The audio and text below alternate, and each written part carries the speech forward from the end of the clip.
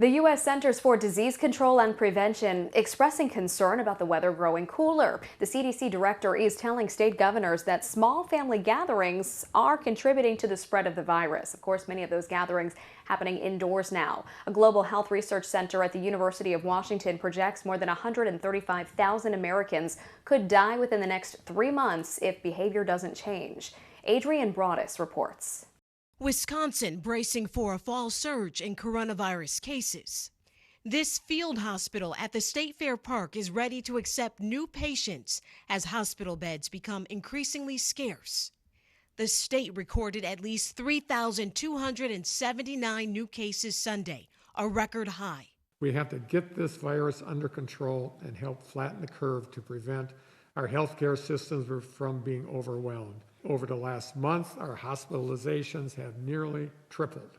And with President Donald Trump scheduled to hold an event here on Saturday, likely without social distancing and few masks, health experts and local officials fear it will only contribute to the surge. If you think about unmasked people in mass gatherings, it's like dry, brush in a forest fire. The president is making it easier for the virus to spread in those states. It's very damaging to the public health. Former Vice President Joe Biden continuing to chastise what he calls Trump's reckless behavior. I prayed for his recovery when he got COVID, and I'd hoped at least he'd come out of it somewhat chastened. But what has he done?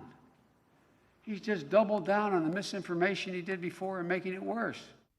Wisconsin is one of 36 states seeing an increase in new coronavirus cases over the last 7 days, and it's one of at least 13 with a daily positivity rate above 10% over the past week.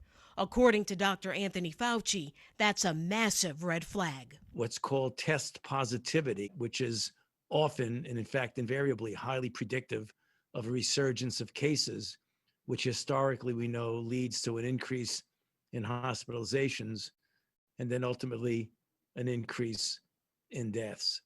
This, as the New York Times reports that the White House may be embracing a call for, quote, herd immunity from some scientists who argue that lockdown should end and the virus should be allowed to spread among young people. Other scientists warn this theory is extremely dangerous and unrealistic. As a strategy, it simply means doing nothing and letting the virus run through the population. But that's a recipe for just an awful lot of deaths.